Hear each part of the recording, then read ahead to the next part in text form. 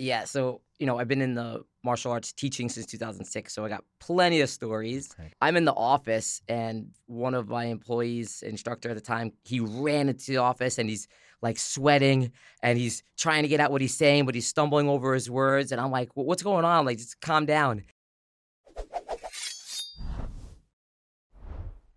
Welcome to the Black Belt Business Podcast. My name is Matthew Brenner, and today I am with James Noto.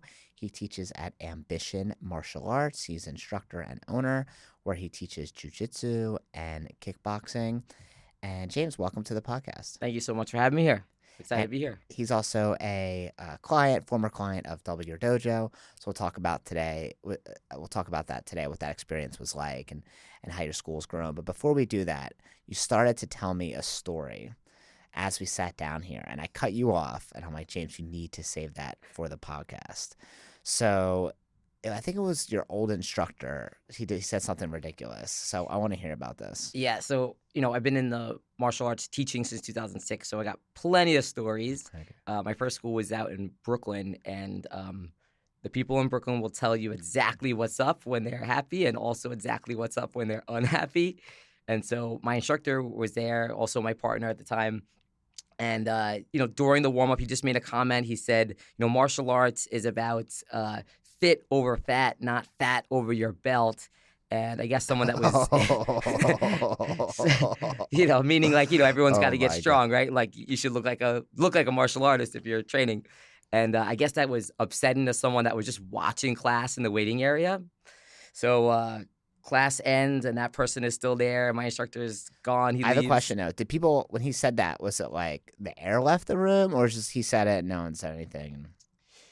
No one said anything, but also it was just like that at that time, like early 2000s especially. Okay. Where and in Brooklyn, like it would just be straight up talk sometimes, which I think the adult students sometimes appreciated, but also oftentimes did not. Yeah. And this was one of those times did not.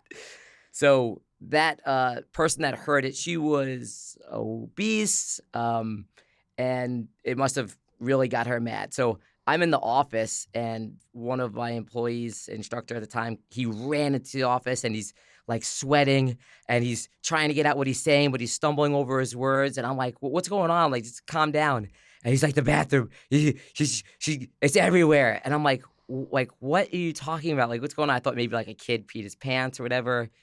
So we go to the bathroom, and she literally shit and smeared it on all four walls. It's just rubbed in. Like you could see like handprints like streaked across the walls. An adult. Like in her mid-30s. Oh my God. And we're like, our school's like a rockin' school. So, class have like 30, 40 people. We're like, oh my God, like we gotta clean this. This is nuts, right? So we're in there, oh my God, like everything, we're covering ourselves up. Who's as we? much. Like me and the other instructor. Not the person that said that. No, he's gone. He's gone. Okay, I was gonna say, he's like, yeah, can you guys clean this? No, he's gone. So me and the guy, me and the other instructor, we clean this thing, and it's disgusting. We're like, how'd you know it was her? It was like the waiting area was just full of people that we knew for a really long time, and then just her, who we've like never seen before, have no relationship with, and she's like got like a weird vibe to her. Okay. Like her face is like has like a look on it, like I've done something on spite, like to fuck you guys. Oh my God. So we clean this thing. It takes us a while to clean. We go to the office to like vent to each other about how crazy that was, and we hear the bathroom door slam shut, and she goes in and does it again. No way. Yeah. She did it twice. She did it twice. She was still there by the time you cleaned it all. Yeah. She waited around. Yeah, she waited. And she still had enough shit. Yeah. To cover the bathroom. Yes. Not as much as the first time, but significant, right? So she goes up front. So this time I'm like, we got to get her. Like, I didn't even think to us, like, we got to get this lady out, because we were just so, like, shell-shocked from having this Did crazy she situation smell? happen. I mean, she rubbed shit everywhere, or I guess maybe she washed her hands. I didn't smell it to find out, but I went up to her and I was like, you have to leave and never ever come back here ever again, right? And then she just didn't say anything, no expression on her face. She just got up and walked out, Oh, and we had to clean it for a second time. that's wild. Did any of the students see this? No, no, No one saw it. And it was like she was like an aunt of like a teenager or something. So did the kid We keep didn't training? we didn't mention anything to the kid at all. Oh, wow. Like- you guys are saints. Yeah, I mean, in general, like, and this happens a lot in the martial arts school where it's like, we don't want to punish a kid for the actions of a crazy family member. And oftentimes that could be a parent. Like this might be the thing that the kid needs the most if he's got that kind of figure around him. So like, let's not take him away from this. Like we never saw this lady before. We're never going to see her again. And if this kid is great, like let him not know a thing that just happened today. Like this will be between us. Unless Is he's on this wild. podcast right now. Unless this lady is listening. Yeah, and if yeah. she showed up to your school. Yeah, And yeah. she's covered everything. Yeah. That's wild. It's so fun working with kids, but you never know what kids are gonna say or do, or how their parents, like what they're gonna say or do. Like we just had a competition recently, like a tournament, and before every tournament, we always pre-frame the parents or the weeks leading up to it that, hey, your child is going to want first place. But guess what? Not everyone can get first place. So when your child doesn't, there's a couple different ways you can react. You can say, oh, this is BS and terrible. The judges don't know what they're doing. And this judge knows this person. That way they gave him a really good score. And just come up with a bunch of excuses. Oh, my grandma was watching and she said Johnny was better than Alexis. Right. It's like, or you can just say, hey, let's keep on trying and get better, and we'll compete again next year, right? Or next tournament. And no matter how much we pre-frame, we'll have a parent come up and say those exact words we said not to say right back to us. So it's funny when you're working with parents and kids because parents have so much pride in their kids, they often won't see the logical way to act or logical thing to say. And the interesting thing about that is, if you watch any sport, most teams don't win, right? One team wins. There's, 32 teams in the league. One wins. The rest all, if you think about it, lose. Yeah. So, like, if you're watching any type of sports, like, that's the expectation that, like, you're probably actually not going to win. But that's what makes it so great when you do win, right? Those odds are heavily against you. And that's what makes winning feel so good. So, it is interesting that, how parents will fight for that win when clearly it didn't happen sometimes. Yeah, I want to hear to go back to what the instructor said about. So tell me the quote he said again. Fit over fat, not fat over your belt. Wild. Okay. I mean, tell that to like the Kempo martial artists in like the 90s who all had bellies over their belt. Yeah. So I guess I'm curious, we could talk about this and what you think about it. What do you think about an instructor who's out of shape, who's being a role model for kids or adults? So I go back and forth, and actually one of my best friends who's a coach, an instructor, I mean, he's fit. He's super fit, surfs and everything. We had this conversation often where, like, on one end, I would want my instructor to be fit and healthy and looking really good and be able to do the stuff that he's teaching me or she's teaching me. On the other end, their job as a coach is to get me to do these great things.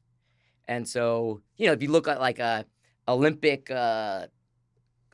figure skating coach, that dude is like it's like an old guy. He's not doing any backflips on skates. But he's able to coach in a way where he's able to get these people to do the most insane things in the world. So I go back and forth on it. Obviously I want my kids' instructor to be like a real influence in a positive way, and eating healthy is so important. On the other end, the most important thing I think a coach can do is get the students to be the best version of themselves. So I think it's like a healthy balance. I don't think they have to be like superhero shape.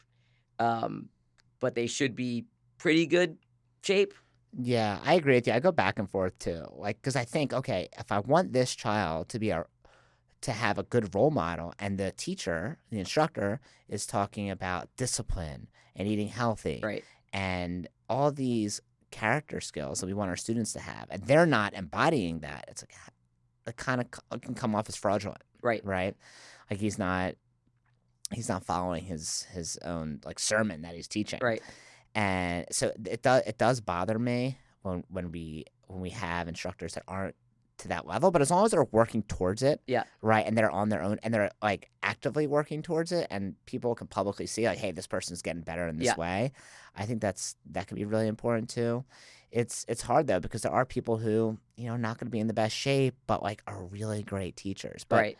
like, I don't know, would you want to go to a dentist that had busted up yellow teeth? Yeah, exactly. Or, like, I don't know, go to a doctor that's telling you how you can get in better shape, but they're 300 pounds. Like, you probably wouldn't do that, right? So it's a hard thing for teaching kids and martial arts, but I think, they should at least be striving towards it. Yeah. Right? And not be, like, too crazy out of shape. Right. Right? Because they're going to look at you as a role model, right? Like, kids are going to say the craziest things. We actually just had one of our students, one of our schools that I started, my first school I started, she just reached a 10-year mark of consistent training. Whoa. Yeah, and that's like super amazing. And her dad reached out to me. He's like, hey, could we do something for her? And about a year ago, I got her an award.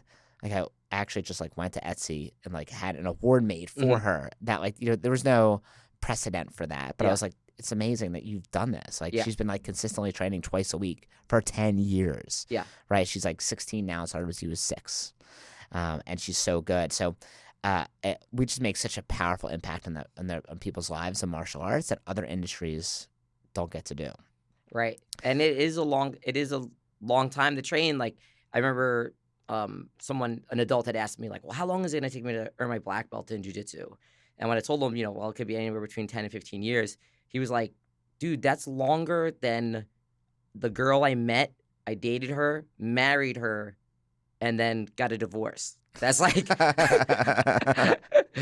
he was like, it literally can't be done sooner than that. And I was like, right now it's not, it's like, it's a long time for any student of any age to be training consistently and do something consistently for 10 years. Is huge. Yeah, such a long time. It's not just like you do a year of 4th grade and move on to get next teacher in year of 5th grade. I think the other thing martial arts students struggle with uniquely, it's probably the same in gymnastics or dance, is when the teacher changes, right? They're not going to have the same teacher forever, and like that could be a tough part for families or like parents especially, but also the kids. Is like, okay, I had an instructor for 4 or 5 years, maybe they moved on to another location, another career, and now it's someone else. Always have tough time transitioning. Have you felt the same way? Yes, absolutely. And it's one of the reasons why Ambition Martial Arts is called Ambition Martial Arts and not James Noto Martial Arts, because I don't want the students to become attached to me where then I have to be the one that's teaching every single class. I'd rather present a team to them where we have multiple instructors that are all great and all have different personalities but are working essentially the same system. And so that way they're attracted to the school more than the individual, because that person eventually is going to move on, either move on in a different position within the company or move on career-wise or, things change. And we don't want people's martial arts journey to just get cut short and stop because of their connection only with that one person.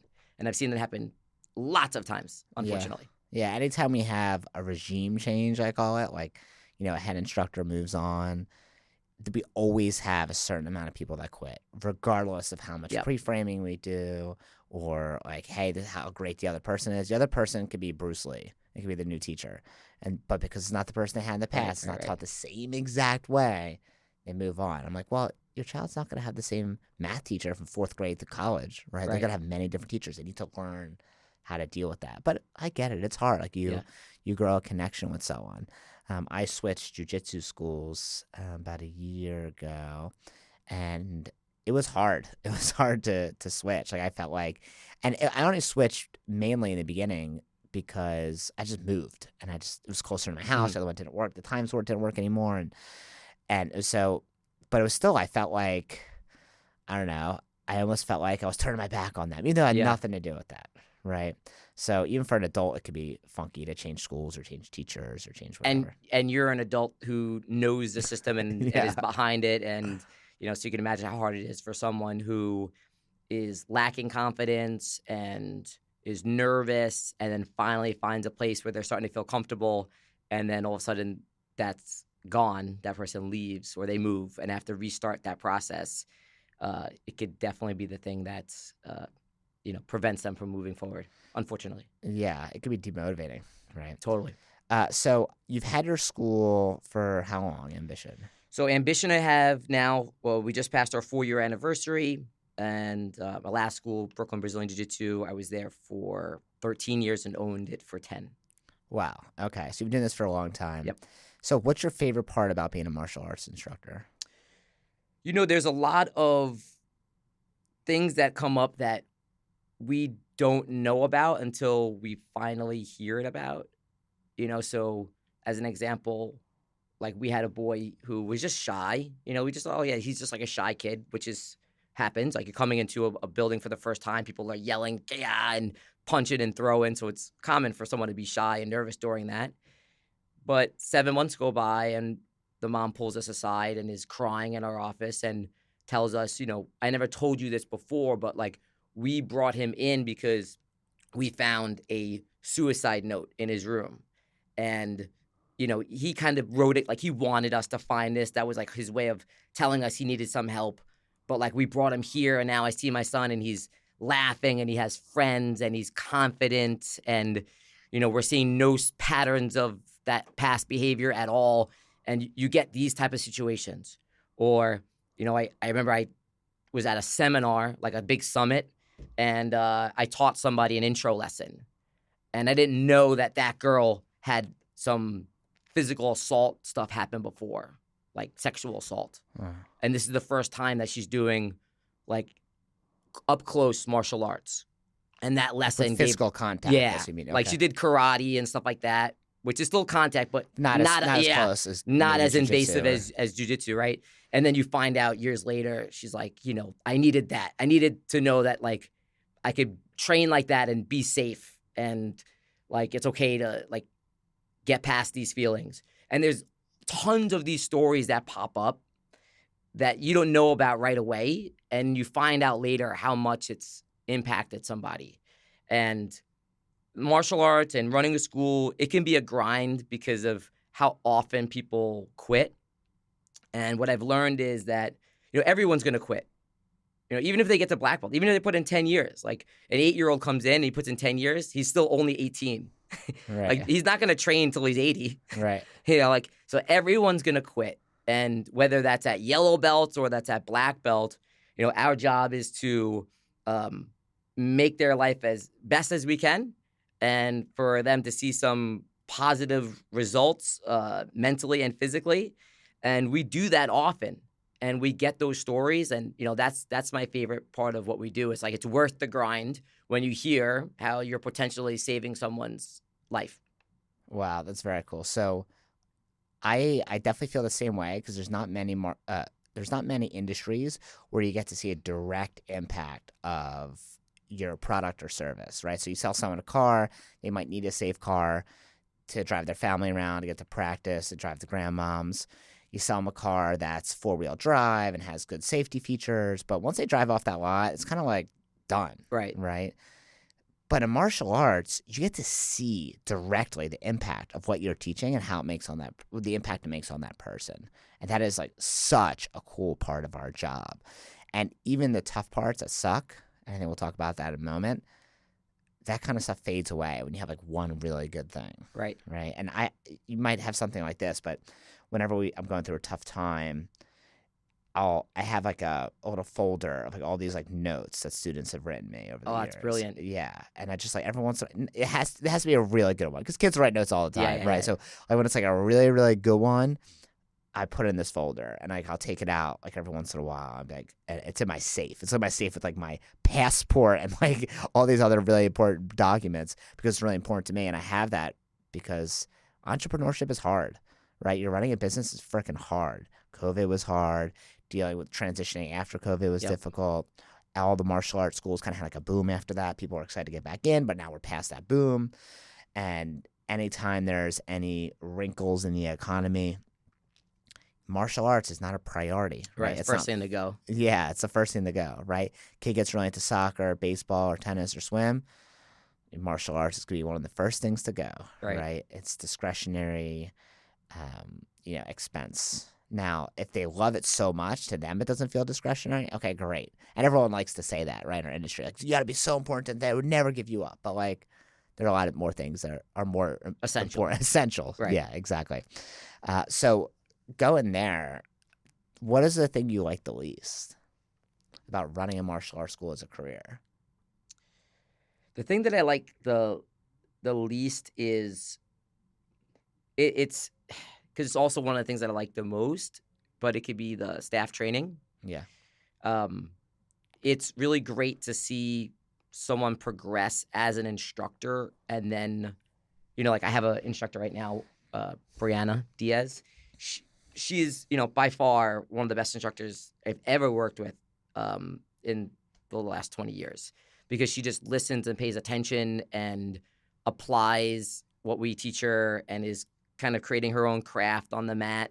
And because of that, she'll have a class of 30 people and it's run so smooth and no one's ever getting hurt and there's no kids crying and everyone looks good. The flip side of that is that I've worked with many more instructors that just won't do the most simple, basic things. And when they don't do that kind of stuff, what it leads to is the students on the mat don't get to have those amazing moments that we just spoke about. They don't get to have that success journey. So that's like the most frustrating thing, I think, for me, is trying to train somebody where we have the skills and we have the knowledge and we have the system to get them better, but they don't have the desire to actually get better. Yeah. And so I think that's most businesses struggle with that, right? They want to have highly qualified, highly trained employees, right? And for us, it's not an employee like someone who's checking someone out at a store. For us, it's like there's so much more involved. They're not graduating from college with a martial arts degree, so we have to teach them something completely different that they can't get a degree in anywhere else in.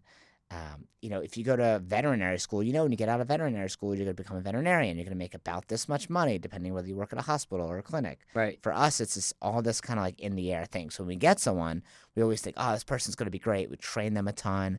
But then when they leave, it's like you have to almost like start over again. Right. And that can be so disheartening. But I think other businesses they probably have to deal with similar issues. Right. I'm sure they do. I think what stands out for our business is that it's very personality based. Right. So we can't just plug in another person, right?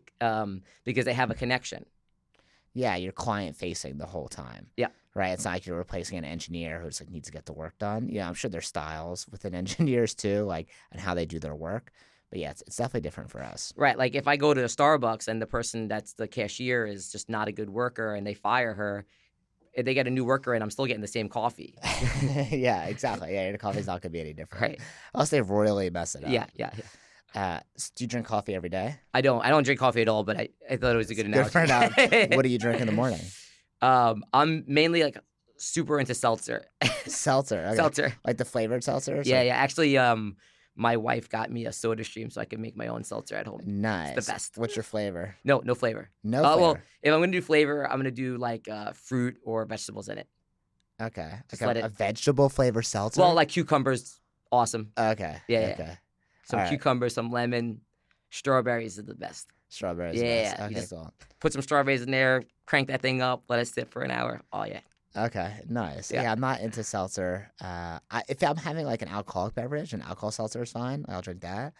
But in the morning, I just prefer tea. Like it warms my soul. I don't know, something about it. And I don't even drink caffeinated tea, so there's not even every once in a while. Yeah. I have coffee maybe once or twice a month, if that. And it's usually like a treat. Like, I'm excited for it. I'll get like a latte or something. And it's like, well, it's almost like I'm drinking a milkshake, not for the coffee version. If I could have it decaffeinated, I would, because caffeine makes me shake and Yeah, yeah, tremble, and it probably does the same for you because you barely ever drink it. So the only time I'll drink coffee, and I think coffee is so disgusting that if I have to if I'm dead tired and I really need to be up, I'm gonna drink this nasty drink to Oh, you don't shock like my the system flavor. and wake myself up. Yeah, I'm allergic to milk. Okay. So maybe that's why I'm used to just drinking straight up black tea. I have a Yeah. lot of allergies, so I can't have nut milk either or anything like Okay. that. So maybe that's why. Maybe my experience drinking coffee has only been just straight up black. So maybe that's why I don't like it. So actually, because I don't want to forget, I want to share this story with you about one of the little kids, because these are the stories that I feel like I'll carry with me forever. Even if I don't even teach martial arts or run schools 20 years from now, who knows, right? Yeah. But there's always little stories that you'll remember forever, right? And this one's really funny. It's one of our students. I was teaching a class of 3 to 4 year olds, so really tiny. Yeah, that's right? young. And the kids just look adorable in their belts and their uniforms. They're able to pay attention maybe about 50% of the time. Yeah. Right? Some of the kids better than others. Some kids are twirling around the whole Yep. time, jumping up and down, flicking boogers, Yep. right? And we're doing a mat chat. So we're talking about some character development skill or story. And we're talking about, in the class, how you can do anything you put your mind to, right? And we have them kick on a bag, and then wherever they kick, it's like a freestanding wave master. Wherever they kick, we would put a little piece of tape on there to see how high they kick. And then we tell them this magical story about this lotion that we got from the mountains. And this lotion gives you superpowers to kick super high. And we give them each a little bit of the lotion, and they put it on their foot. And then they go back, and we see how high they can kick. Oh, I'm gonna take this one. Yeah, do it. I'm gonna try this one. And then they all kick higher afterwards, right? And then after we sit down and we say, hey, guess what, guys? This wasn't even a magic lotion, right? It's just moisturizer. They don't even know what that is, but it's just regular lotion. And the cool part is you guys believe that you can get higher, so you did, right? So think about what you believe in becomes reality. So I'm looking at this class, probably about 15 kids, and this is probably 2010, right? 2011 or something. And oh wait, no, it's later than that. It's probably 2014. And I'm looking around this class, and I'm like, you could be anything, team. What do you want to be when you get older? All right. And I was excited for the answers for these little kids, right? So, Jessie raised her hand, and she's like, I want to be a firefighter. I'm like, great. Alexa raised her hand. I want to be a doctor. Awesome. And, they'll say funny things too. Like they want to be a princess or whatever. Yeah. And then I'm going to change this child's name, and I call him Benny. And I'm like, Benny, what do you want to be when you're older? And Benny is a super adorable kid, great kid. He's one of those kids that his head is way bigger than his body. His body is developed, so he's almost always falling over, but always has the cutest things, always great in class, just adorable. Great relationship with the family that I have and the other instructors. And I'm like, so what do you want to be when you're older? And he just looks at me and he goes, I'm like, yeah, Benny, I can't say it. He's like,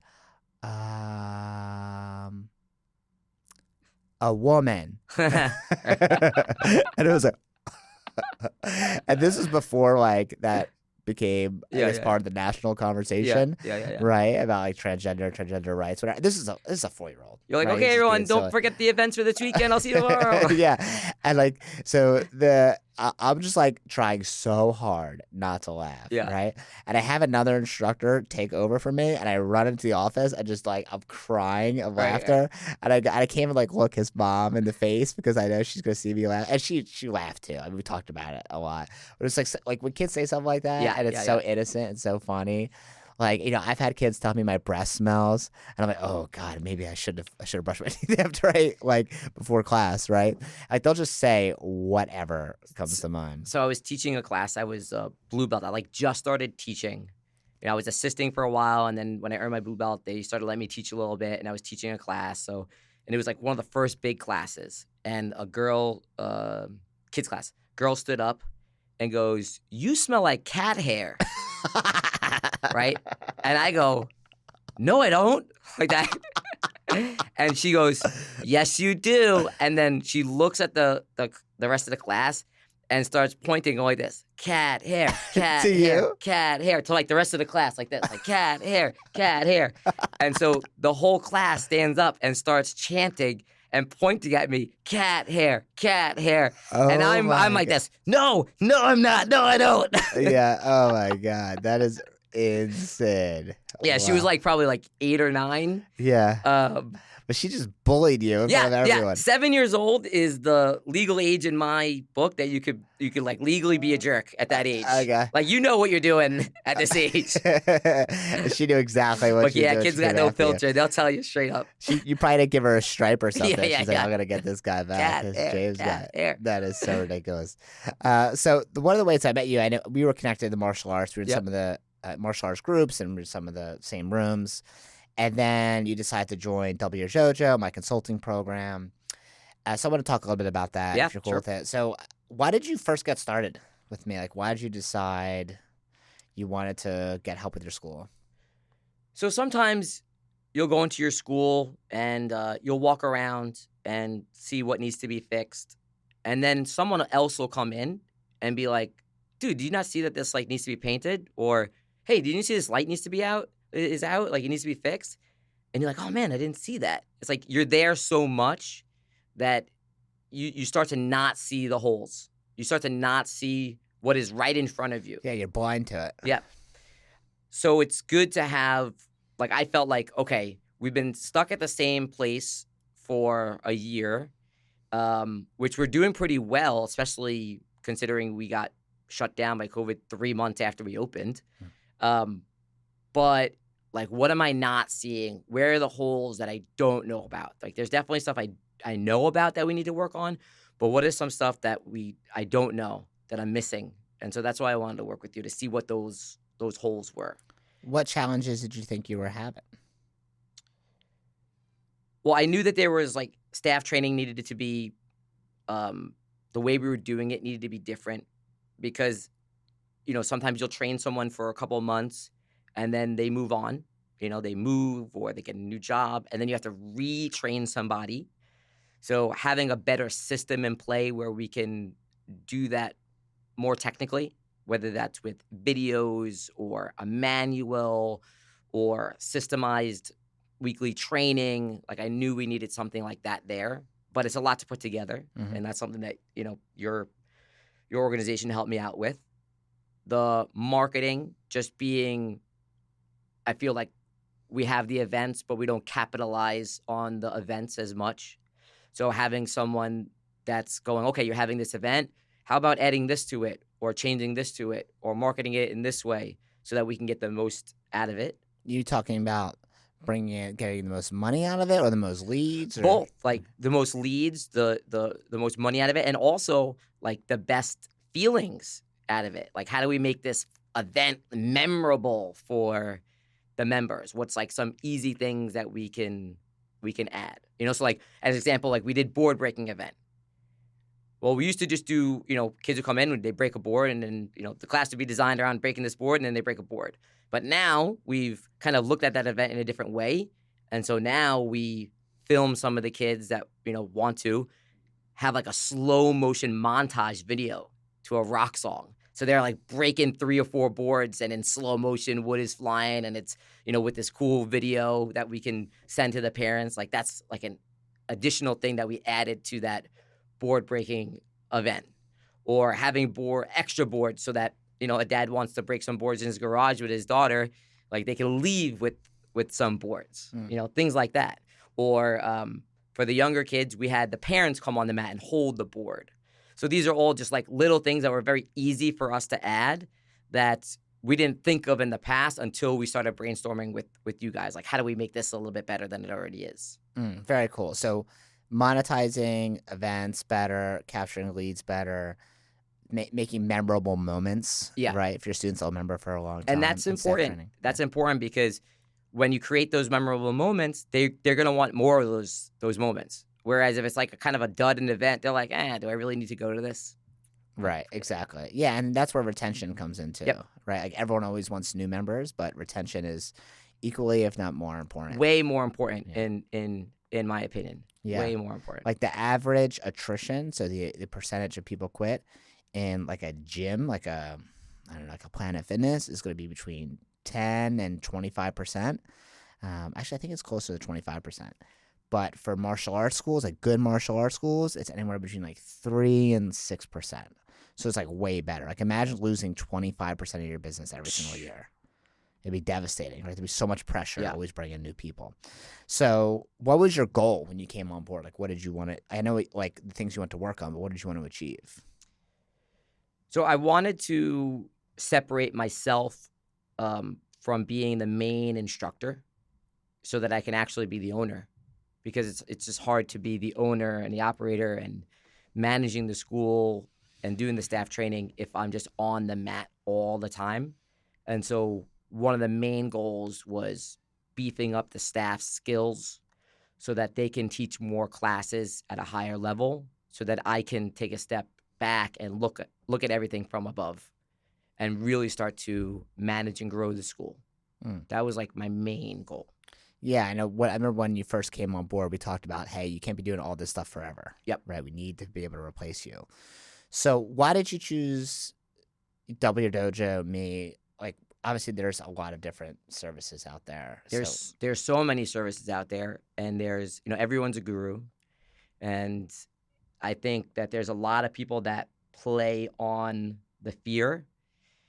And luckily, I've been in this long enough to kind of spot that kind of stuff. There's people that they know how hard it is to run a school, and they'll play on that and almost get you to sign up to their, coaching with the hopes of like, oh man, this will be the thing that helps me out. And then they don't. And I felt you guys were genuine. I've seen your stuff before, so I felt comfortable. And also it was like you had a clear outline of like, okay, this is what we're going to be going over. So I was never sitting through like a 45-minute meeting waiting for the one thing that I'm supposed to be doing this week. It was like all the time that we spent in our calls, in our Zooms, all of it was geared towards getting our school better. I was not having to filter out a bunch of stuff. And I feel like that happens a lot, where like I'm on a call forever to get one bit of information that could have been done in like 2 minutes. Yeah. Yeah. I mean, I've joined a lot of coaching consulting services myself. Spent over 35, 40 grand just on that the past couple of years. And it's amazing how like people will just record a Zoom call they did with someone else that's full of a bunch of crap and then just be like, oh, here you go. And it's like, why don't you just give me the information I need? Like I'm paying for expertise, not to filter through a bunch of crap to find one thing that's good. But I think the other mistake people make is they think, hey, if I sign up for this one thing, my whole life's going to change. And that can happen sometimes. Right. But a lot of times it's like, you're not going to learn everything from one person, right? You're not going to learn all martial arts from one instructor, right? This one instructor might be really good at like striking and using their backhand, but this other instructor is really good at kicks. This person is really good at throws or sweeps, right? So you're not going to get everything in your life from one person, which is why it's also, I think, important. Yeah, you might have a mentor for a while or a coach, but then like eventually you're going to move on to a different one where you might learn something a little bit different. Yeah. And not one person is going to fulfill all those needs. Just like your wife doesn't fulfill every need in your life, right? Like you have other needs that like it could be filled in other areas, right? Right. But so, I'm not going to get another wife. Not gonna get another wife, no, but like like the satisfaction you get from teaching martial arts, you're not gonna get that from your wife. Don't get another wife. Unless you live in Utah or something, you guys can move out there and get a couple different wives.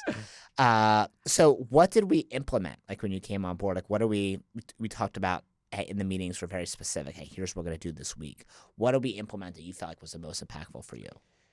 The staff stuff. So we put together a staff certification course where we looked at the beginner classes and looked at what exercises we need to remove from this, what techniques do we need to remove from this, what do we need to add to this, made it very clear. Then the our staff got like a book that has all that in there. Everything from, call and responses, to mat chats, to the exercises, to the techniques, to how to handle challenging situations on the mat. And then we are running them through certification courses. We're watching their classes via video. We're doing like video analysis with them. We call that, I think since I've done it with you, I've actually changed the name of it. I used to call it auditing, like film auditing or video audit. Now we call it game film review. Game film reviews. It just sounds a lot better. And audit sounds scary. Because there's a lot of times where, and even in our classes, I'm recording my classes too, where, you don't realize what's going behind your back, or, you don't realize what you're doing, like what nervous tics you might have. And so seeing that on video can be eye-opening, but also it's not debatable. It's like, here, this is what happened. So we implemented all of that, and I think the staff also appreciates the time that you're putting into them getting better. Mm-hmm.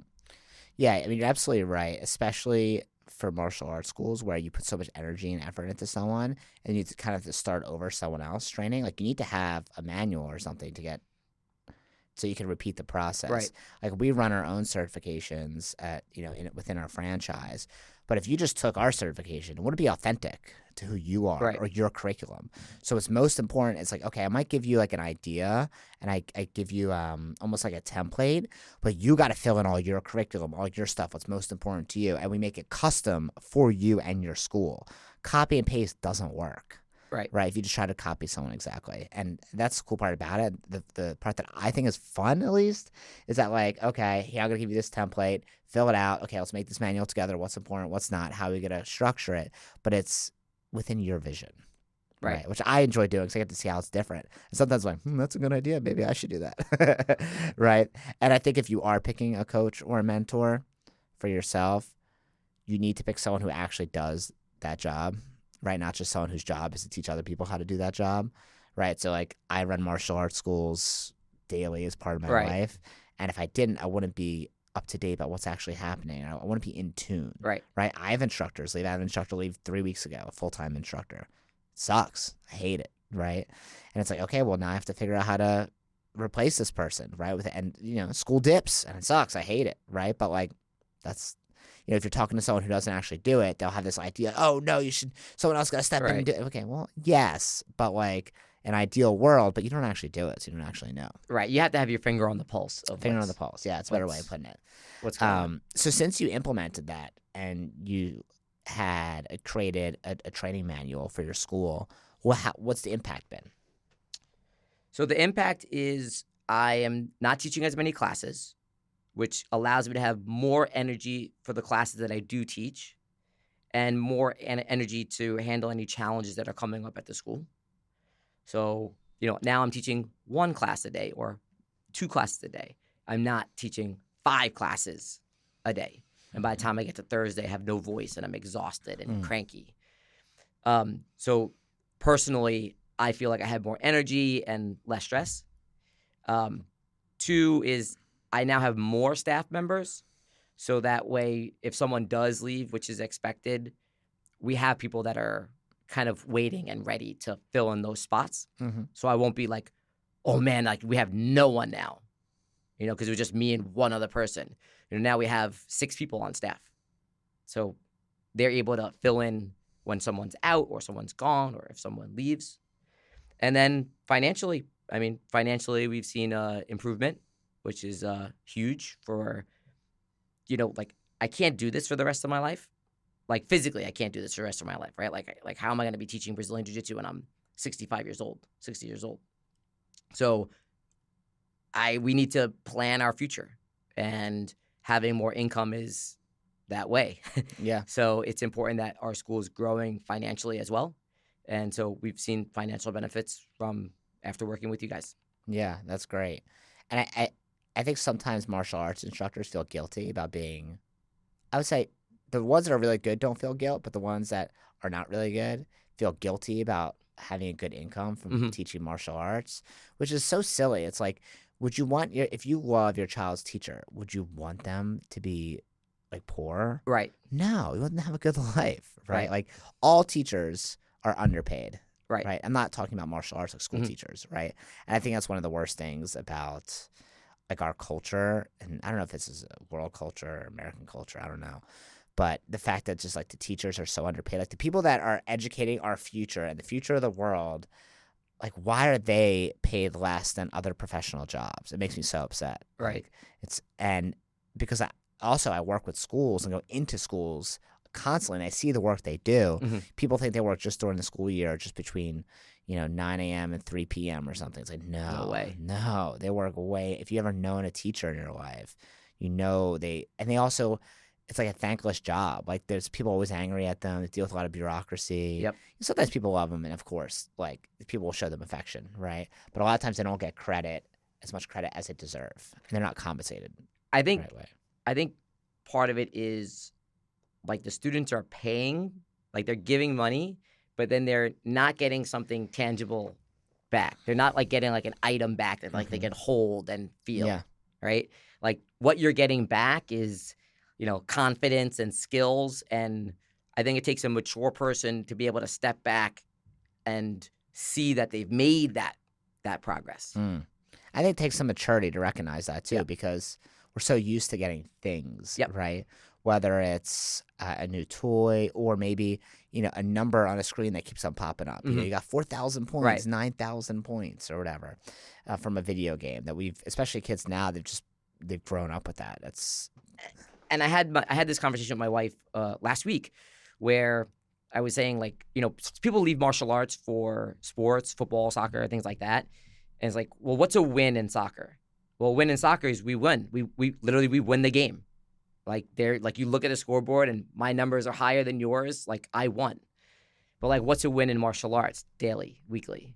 It's like, well, I improved my kicks or like I have more confidence when I'm counting in class. Yeah. Like how do I recognize that as an adult, let alone as a child? And so I think that it's hard for people to like grasp what they're actually getting. And because of that, there's less recognition given to the teachers. Yeah, and as I've grown older, I've recognized that those things you get are usually less valuable. Oh, and for sure. Those things someone could take from you at any moment, or you can lose. If you learn a skill, Right. then no one could ever take that away from you. It's like Right. all up here. You can't take that away from me, right?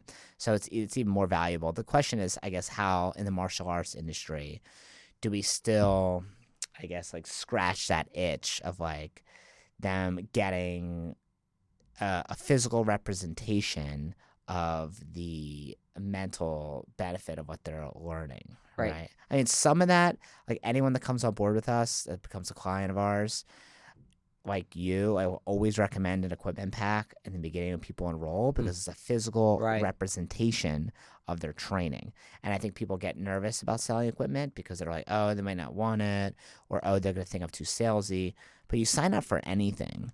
You sign up for bowling, you're going to get shoes, you're going to get like the wrist thing, you're going to get like an oil to work in the ball, you're going to get a bag, you're going to get all your stuff. Right. And when that stuff sits in your house, you're reminded, oh, I got to go bowling, right? And oh, you made an investment in that. So same thing in martial arts.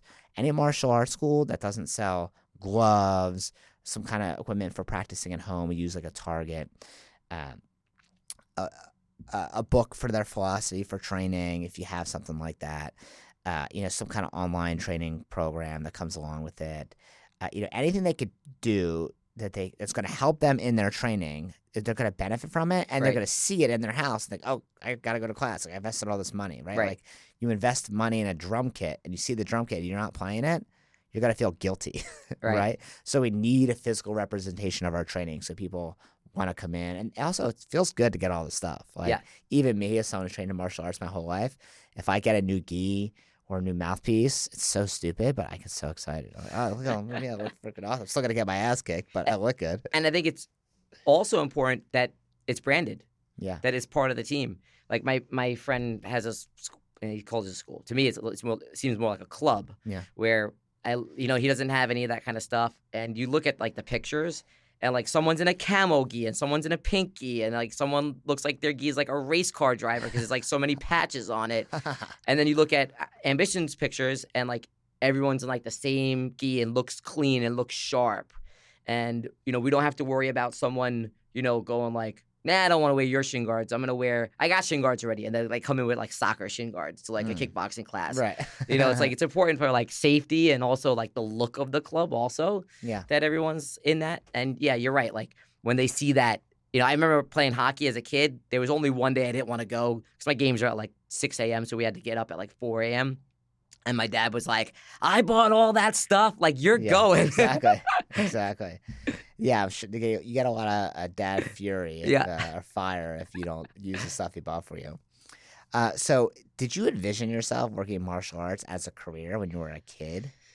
No. So I wanted to do martial arts when I was a kid, but I was not allowed to because my older brother got put in karate for like a year and was just like fighting everybody. But my older brother would have been fighting everybody anyway, but no matter what he was in. Okay. So they put us in hockey instead, where we then were just fighting anyway. So I always wanted to do martial arts. And then after, and I'm an artist, so I paint, I draw, and I do a lot of digital art. And in high school, I got into CG art, making video games, and that's what I went to college for. And I played hockey until I was like 18, 19 or so. But once I was like out of my teenage years, like being on a sports team and trying to get 15 guys together on the same night every week was like impossible. So you'd show up to play hockey and like 4 people would show up and you'd have to forfeit, or you'd be out there the whole game and you'd be exhausted, and it just wasn't fun. So it wasn't getting that physical activity that I needed. At the same time, I was going to school for animation and making video games. And one day I was coming back from Manhattan, got to Brooklyn around 11 o'clock at night on the train. I come off the train and 4 guys are in a car just slowly driving next to me, yelling at me. I couldn't really hear what they were saying, but it was like, oh, I'm in trouble here. So I'm walking home and they like pull in front of me so that I can't go any farther. And I'm like, how old were you? I was, I don't know, 20, 21 maybe. And it was like, 11 o'clock at night. It's like no one is out. I got like a bag of books and it was raining. So I ended up running back thinking, okay, well, if they're going to chase me in their car, they're going to go in reverse. So I'm in like this cat and mouse game. That's a good idea, actually. Yeah, it was the best idea I had, right? So like I thought I was in good shape from hockey, but apparently I wasn't. So they start following me, and then eventually they pull off, and I figured, okay, they're gonna come back around. So I just bolt home, which was like 2 avenues away. So it's like pretty far, like I'm like more than a football field away from home, running in the rain. And I get home, and I just lay on the floor, and I'm exhausted, and I'm panicking, and I'm soaking wet. And I was like, yeah, like if those guys would have got me, I'd be really bad shape right now. And if it was just one guy, I'd also be in bad shape because I don't really know how to actually defend myself. And I thought I was in good shape, but I'm like dying right now from running this block. Yeah. So like I need something different. And magically, a brand new martial arts school opens up 2 blocks from my house. That's like on the way to work. And I step in, and I was super nervous. And so I went in 3 times. I like literally just like walked in the door and was like, hey, is anybody here? No. And then just walked out. And eventually I got in there and did a lesson. My lesson was terrible on my end. Like I was so nervous I couldn't do jumping jacks that they actually gave me a second intro lesson. Like a first intro lesson. You're 20 years old at this point? Yeah. Wow. You didn't start till you're after teenage years? Yeah. Oh, okay. Yeah. And I started going and I loved it. And I started going twice a day, a jiu-jitsu class, kickboxing class, every day. And I never missed. And I would sit and I would watch the more advanced class. So I was there for like 3 hours a day every day, just training and watching. And eventually they were like, hey, man, like, do you like want a job here? And I was like, yep. And, I started just mopping and assisting. And eventually the person that was teaching the kids classes went to college and left. And I was like, I was the guy that was assisting all the kids classes. I was like, oh, like that could be me teaching this class. And that's where I started. So how old are you now? 39. So what would your What would your 20-year-old self think of you now? What would my 20-year-old self, that kid that runs away from the guys in the car, he sees you now. I mean, what my 21-year-old self would think of my 25-year-old self would be like what? How'd you get here? Yeah. Because it wasn't just running away. It was I was constantly nervous after that, watching over my back and nervous in public, and and that represented itself in my artwork as well. Like I'd have like the best artwork, but I'd be nervous to like show it, and I'd be stumbling upon my words and I'd be shaking, and here I am today on a podcast. So, yeah, very, very so the cool. martial arts has clearly done some significant things to my life. Is there any way you think being an artist off the mat helps you with your teaching or your ability to be a martial artist? Yeah, for sure. Well, if you saw our latest Halloween event, I did. I saw the video. Yeah. So when I do my art, so I lucid dream. Okay. And so for those that don't know what that is like when I'm sleeping and I'm dreaming, I'm fully aware that I'm sleeping and I'm dreaming. And so inside of my dream, I can control what's happening. I can just do things inside you do of this on purpose, or this just happens? Yeah. So like I'll give myself an idea of what I want to talk about, or what do I want to be doing, and then when I sleep, I'm just kind of living in that world. How do you set yourself up for that? I want to do that. It often just happened through being in intense projects where like it's just wrapped around my mind all day, that when I go to sleep and just thinking about it. Okay. And when you sleep, I mean, for those that don't lucid dream, like you're going to get clues that you're dreaming. Like you're going to be in a place like, oh, how did I get here? It's like physically impossible for me to be here. Yeah. Or like there's going to be somebody that like isn't alive anymore that's there. So you go like, oh, I must be dreaming. Most people get excited and wake up during that. Yeah. So like you kind of got to be calm during that and be like, oh, I'm dreaming. And then kind of go with it. So when I do art projects, like I'm often able just to do the whole project while I'm sleeping in my dreams, and then wake up, put on Photoshop, and go to work. Like I've already done it. And so something like being on this podcast today, like last night I was on this podcast. Okay. Just kind of getting comfortable being in a seat talking to you. And now when I'm here, it's like, oh, I've already done this before, so I'm able to do it. And so in my martial arts classes, this is very effective, because anytime we have like a seminar or big class or graduation or a tough conversation with a parent, like I've already done that work before. So that's how my art helps me out in that ways. Wow, that's so cool. I'm going to have some sort of follow-up on how to set yourself up for that, because I feel like I've only lucid dreamed like maybe 3 times in my life. It's great when it's great. It's awful when it's awful. Like if I have a nightmare, which is not common, but if I have a nightmare, I can't get out, can't wake up. I'm just like stuck in a nightmare until I wake up till 8 o'clock. I didn't think about the negative side to that. So if first of all, someone's listening and they wanted to reach out to you, maybe it's for some artwork or they just want to connect, how do they find you? Instagram is Professor_Noto. That's like the best way to get to me. Or Instagram, James Noto Art is my art one. So Cool. they're I don't like think I connected that one. Yeah, so they're separate. So that way, I got the Professor Noto page and I have the James Noto Art stuff. Cool. That's the easiest way to reach me. Cool. And if you are a martial arts school and you're listening and you run a martial arts school and you want to know how to improve your staff training, set up a manual, anything in regards to growing your martial arts school to a professional business so you're not stuck doing everything forever on your own, you can reach me on Instagram at blackbeltbrenner1. I'll walk you through the process of how we do it, or you can email me, Matthew at wyourdojo.com. Thanks, guys.